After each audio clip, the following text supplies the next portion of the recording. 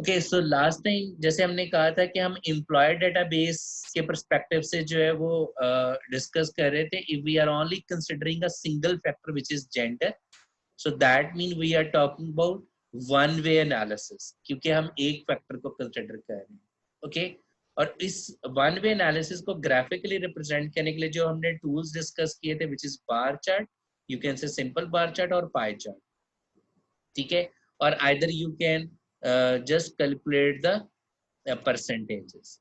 Okay, अगर आपके पास factors जो है वो दो हो जाए, लाइक फॉर एग्जांपल हम कहे gender as well as job categories, for example मैं चाह रहा हूँ how many male are working at the post of manager, ठीक है, so right now we are talking about two factors, one is gender that is male, another is a job category which is the manager, ठीक है।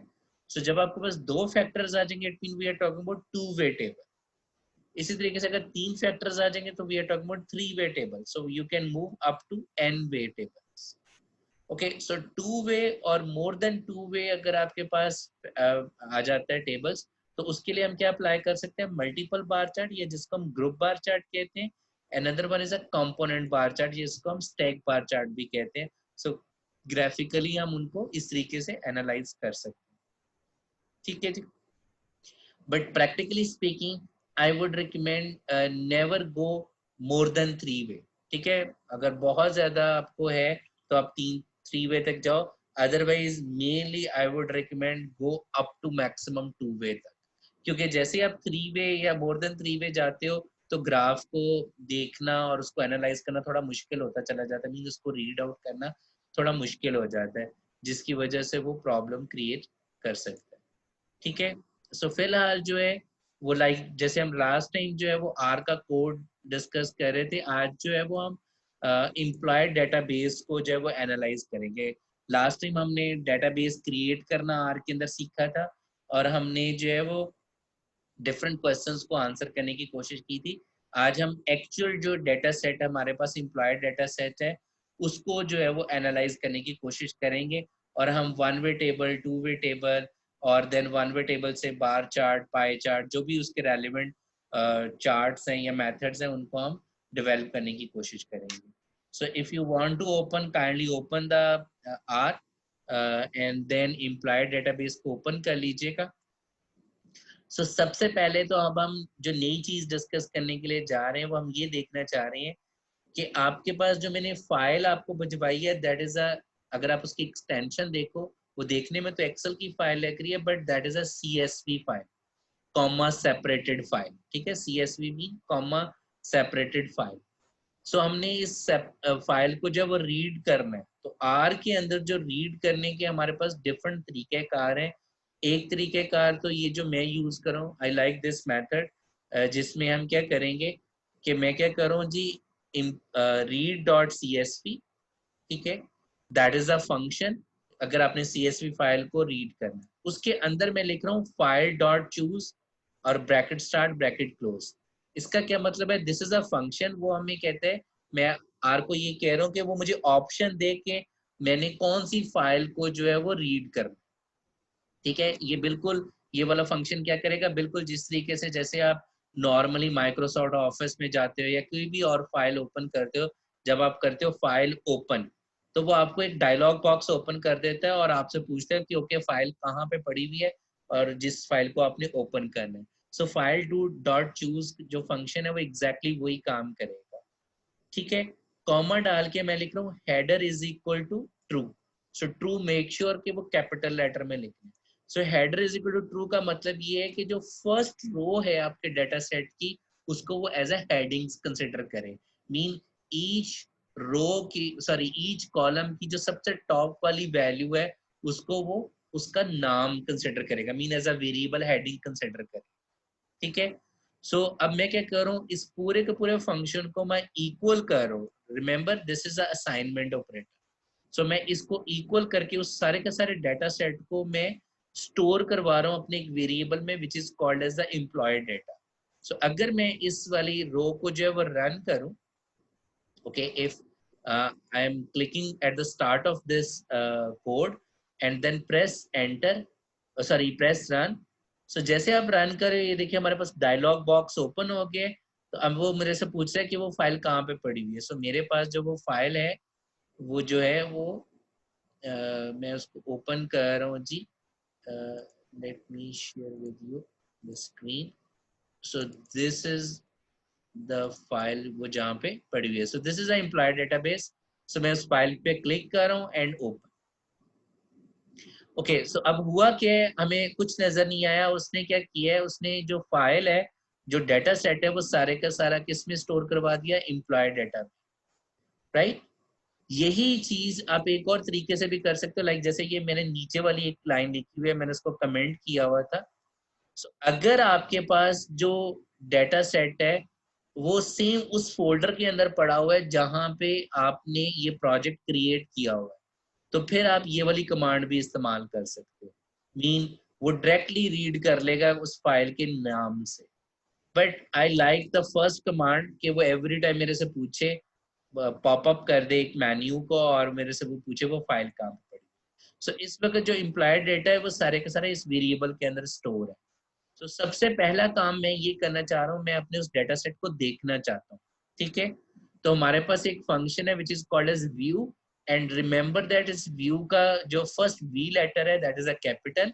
सो अगर मैं इसके ऊपर आऊँ and run button पे प्रेस करूँ, सो वो मेरे पास विंडो ओपन कर रहा है और वो सारे का सारा डेटा सेट मुझे शो करवा रहा है जो हमारे पास CSV फाइल के अंदर था। ठीक है जी।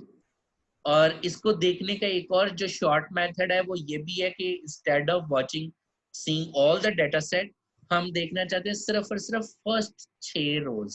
सो फर्स्ट 6 रोज को देखने के लिए हम क्या कर सकते हैं, we can use the function of head. ठीक है, head and then name of the variable जिसके अंदर वो डेटा सेट है। सो अगर मैं हेड को रन करूं तो इफ यू कैन सी कि आपके पास वो फर्स्ट 6 रोज हमें हमारे उसके अंदर जो है वो शो करवा रहा है। ठीक है जी। सो हमें वो first, okay, so if you want, like जैसे अभी हम हेड को रन कर रहे थे तो हमें वो जस्ट 6 रोज शो करवा रहा था। अगर फॉर एग्जांपल आप चाह रहे हो इंस्टेड ऑफ 6 नहीं, मुझे फर्स्ट 10 रोज देखना है, so you can write down comma 10। Okay, so अब मैं अगर रन करूंगा तो इंस्टेड ऑफ शोइंग मी 6 वो मुझे फर्स्ट 10 रोज दिखा रहा होगा। So now you can see first 10 rows of data set. ठीक है, so this is a short way to check your data set के मेरा डेटा जो है वो ठीक है या नहीं। ओके, अब दूसरा तरीकेकार क्या है कि instead of seeing the first 6 और upper side of the data set, जो नेक्स्ट हमारे पास है टेल। टेल का फंक्शन हमारे पास क्या करेगा कि इंस्टेड ऑफ हमें फर्स्ट 6 रोज दिखाने की बजाय हम जो है वो लास्ट, जो आपके पास डेटा सेट की लास्ट 6 रोज है वो शो करवाएगा। ठीक है, अगर आप देखें तो टोटल 474 रोज एंट्रीज हैं आपके डेटा के अंदर। सो वो हमें लास्ट 6 डेटा एंट्रीज जो है वो शो करवा रहा है। सिमिलरली जैसे हेड में हमने किया था, अगर आप यहाँ से चाहो कि इंस्टेड ऑफ लास्ट जो 6 देखने के बजाय लास्ट 15 रोज देखनी है आपने, सो कॉमा डाल के 15 डालें तो आपको वो लास्ट 15 रोज दिखाएगा उसका डेटा सेट। ठीक है, so this is a shorter way to check कि आपका पास जो डेटा है वो ठीक है, उसमें कोई प्रॉब्लम तो नहीं है अपने डेटा को व्यू करने के लिए। ओके, नेक्स्ट जो हमारे पास फंक्शन है which is str which is called as structure. ठीक है, सो अगर आपने अपने डेटा सेट का स्ट्रक्चर देखना है, ठीक है, सो स्ट्रक्चर से क्या मुराद है कि अगर हम मैं जो ये देखना है कि कौन सा वेरिएबल जो है वो स्ट्रिंग टाइप का है, कौन सा इंटीजर टाइप का है, सो वो हमें जो है वो str से पता चल सकता है। इफ आई क्लिक str, ठीक है, सो वो मुझे शो कर रहा है, क्या शो कर रहा है कि जी मेरा ये जो डाटा है that is a data frame type. Remember हमने लास्ट टाइम डिस्कस किया था कि हमारे पास डिफरेंट तरह के डाटा टाइप्स हैं। So one of the form is the data frame. Data frame क्या होता है, जिसमें डिफरेंट तरह के आप वेरिएबल्स को स्टोर करवा सकते हो, इंटीजर टाइप भी, फैक्टर्स टाइप भी, ठीक है, फ्रैक्शनल वैल्यूज भी। सो इसमें वो हमें कह रहा है कि टोटल जो ऑब्जर्वेशन है वो 474 ऑब्जर्वेशन है, मीन जो रोज है, और जो नंबर ऑफ वेरिएबल्स हैं वो कितने हैं, 10 है। So these are the 10 variables, ID, gender, B date, education, job category, salary and so on, salary begin, ठीक है, job time and so on. और उसके ईच वेरिएबल के आगे वो जो है वो हमें उसकी डाटा टाइप जो है वो इंडिकेट कर। सो नेक्स्ट जो हमारे पास है दैट इज लाइक जैसे हमने लास्ट लेक्चर के अंदर डिस्कस किया था कि अगर आपके पास कोई वेरिएबल जो है वो कॉन्टिन्यूस है, ठीक है, सो अगर हमारे पास कोई वेरिएबल जो है वो कंटिन्यूस है तो हम उसको फैक्टर टाइप बना सकते हैं, ठीक है, मीन उसको क्वालिटेटिव टाइप ऑफ वेरिएबल जो है वो बनाया जा सकता है। ओके, ऑल दो जेंडर जो है वो हमारे पास फैक्टर है, ठीक है। सिमिलरली जो जॉब कैटेगरी है वो भी हमारे पास फैक्टर है, बट जो मेरे पास है लाइक फॉर एग्जांपल एजुकेशन, इस वक्त वो इंटीजर टाइप का है। ओके, सो लेकिन जस्ट मेक इट स्टैंडर्ड, मैंने क्या किया है, मैंने ऑल दो ये फैक्टर है फिर भी उसको फैक्टर टाइप में कन्वर्ट करूं, लेकिन उनकी जरूरत नहीं है, जो ऑलरेडी फैक्टर है उनको कन्वर्ट करने की जरूरत नहीं है।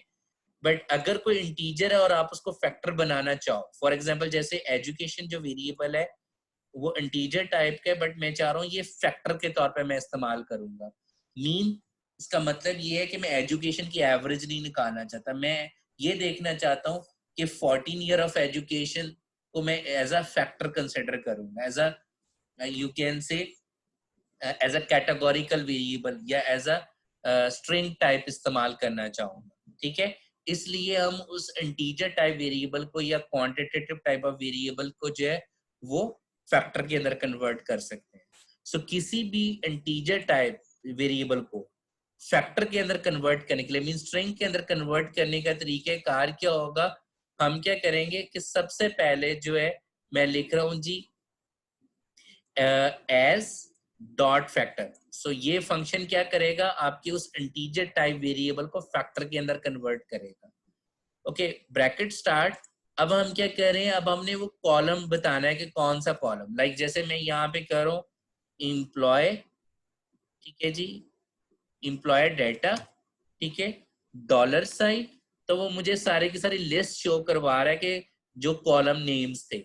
सो किसको हम करना चाह रहे हैं, so we want to do that the education, ठीक है। सो एजुकेशन वाले को हमने सिलेक्ट कर लिया और इसको मैं क्या करूं, इसको फैक्टर के इस इंटीजर टाइप वेरिएबल को फैक्टर में कन्वर्ट करने के बाद मैं असाइन कर रहा हूं again employed dollar sign education. So इस वेरिएबल को जो है वो मैं इक्वल करूं। सो इसका मतलब क्या, वो कह रहा है कि इस कॉलम को फैक्टर में कन्वर्ट करने के बाद जो है वो यूज करे, ठीक है। सो सेम नेम दे रहा हूं ताकि वो आपके पास जो है वो नाम हमें चेंज ना करना पड़े। सो सेम जो कॉलम नेम है वही हम रख रहे हैं। ओके, सो राइट नो हमने क्या किया, all the gender factor type, अगर आप इसको ना भी कन्वर्ट करो तो भी ठीक है, बट फिलहाल मैंने इसको भी फैक्टर में कन्वर्ट कर लिया, जेंडर को जॉब कैटेगरी को भी फैक्टर में कन्वर्ट कर लिया और एजुकेशन को भी मैंने फैक्टर के अंदर कन्वर्ट कर लिया, ठीक है जी।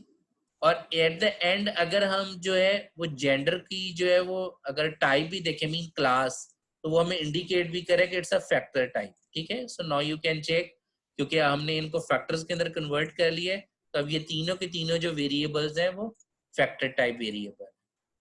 Okay, so is it clear tell over